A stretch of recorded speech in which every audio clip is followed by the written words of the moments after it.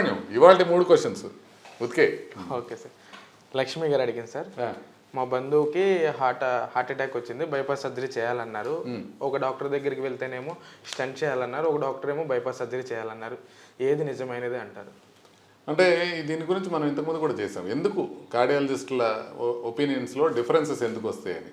ప్రజలు అనుకుంటారు కార్డియాలజిస్టుల ఒపీనియన్లో డిఫరెన్స్ రావడం అంటే ఎవరో ఒకళ్ళు కరప్ట్ ఏమో అందువల్ల ఇట్లా వేరియేషన్స్ వస్తున్నాయి అనుకుంటారు. దీని గురించి డీటెయిల్డ్గా నేను ఒక పెద్ద వీడియో చేస్తున్నా.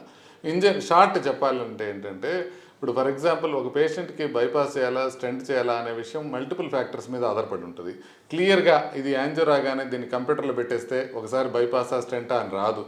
యూజువల్గా 2 రక్తనాళాల కన్నా ఎక్కువ రక్తనాళాల్లో బ్లాక్స్ ఉన్నా, లెఫ్ట్ మెయిన్ రక్తనాళంలోనూ ప్లస్ 3 రక్తనాళాల్లో బ్లాక్స్ ఉన్నా, లేకపోతే డయాబెటీస్ ఉండి మల్టీవెసల్ డిసీజ్లో బ్లాక్స్ ఉన్నా, ఇట్లా ఉన్నప్పుడు బైపాస్ చేయిస్తాం. అదే కాకుండా మరీ కాల్షియం ఎక్కువ ఉంది, మరీ స్టెంట్ చేయడానికి వీలుగా లేదు, ఇలాంటి వాటికి కూడా చేయిస్తాం.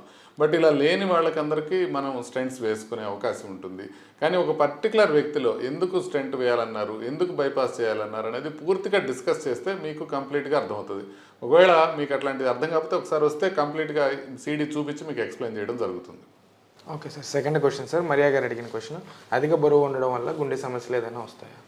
ఖచ్చితంగా వస్తాయి. అధిక బరువు ఉన్న వాళ్ళందరూ ఏమనుకుంటారంటే, ఇప్పుడు చాలామంది నన్ను అడుగుతారు, ఇప్పుడు నేను 40 ఏళ్ళ నుంచి ఇదే బరువు ఉన్నాను సార్ అని. 40 ఏళ్ళ నుంచి ఇదే బరువు ఉన్నంత మాత్రాన వాళ్ళకి ప్రాబ్లమ్స్ రావని కాదు. వాళ్ళ ఆయు ప్రమాణం క్షీణిస్తూ ఉంటుంది, వాళ్ళ గుండె జబ్బులు వచ్చే అవకాశం ఎక్కువగా ఉంటుంది. సో ఏం చేయాలి అని అంటే బరువు తగ్గాలి. అయితే వాళ్ళకేంటంటే ఇప్పుడు ఏమన్నా మనం ట్యాబ్లెట్స్ వాడినా, ఇంజెక్షన్ తీసుకున్నా, లేకపోతే ఆపరేషన్ చేయించుకున్నా సైడ్ ఎఫెక్ట్స్ ఉంటాయేమో అని భయం. కానీ వాళ్ళు భయపడని విషయం ఏంటంటే, ఆల్రెడీ బరువు ఎక్కువ ఉన్నాం కదా, దీంతో ఏమైనా ప్రాబ్లం అవుతుందా అని చాలామంది భయపడరు. ఫస్ట్ ఏంటంటే మనం ఏదో ఒక రకంగా దాన్ని న్యాచురల్గా తగ్గించుకోవడం అనేది ఫస్ట్ ఆప్షన్. అది లేనప్పుడు ఆపరేషన్ కానీ లేకపోతే ఇంజెక్షన్ ద్వారా కానీ మనం బరువు తగ్గించుకోవడం సెకండ్ ఆప్షన్. అసలు అన్నిటికన్నా వరస్ట్ ఆప్షన్ ఏంటంటే ఉన్న బరువులోనే ఎక్కువ ఉండిపోవడం అనేది వరస్ట్ ఆప్షన్. అది గమనించి తగ్గించుకోవాలి ఖచ్చితంగా. స్లీప్ యాప్నియా వల్ల హార్ట్కి సంబంధించి ఏమైనా ప్రాబ్లమ్స్ వస్తాయా సార్? స్లీప్ యాప్నియా అంటే ఏంటంటే, మనం నిద్రపోతున్నప్పుడు వాయునాళాలు కుంచుకుపోయి దానివలన గురక వచ్చి ఆక్సిజన్ లెవెల్స్ తగ్గిపోవడం వలన గుండెపైన ఎఫెక్ట్ పడటం, ఇది స్లీప్ యాప్నియా అనమాట. అంటే గుండెలో రైట్ సైడ్ ప్రెషర్స్ పెరగటమే కాకుండా హార్ట్ ఫెయిల్యూర్ కూడా ఛాన్సెస్ ఎక్కువ ఉంటాయి స్లీప్ యాప్నియా ఉన్న వాళ్ళకి. యూజువల్గా బరువు ఎక్కువ ఉండి గురకబెట్టి పొద్దున పూట ఖాళీగా కూర్చున్నప్పుడు నిద్ర వచ్చే వాళ్ళకి స్లీప్ యాప్నియా ఉండేది అని పరీక్ష చేయిస్తాం.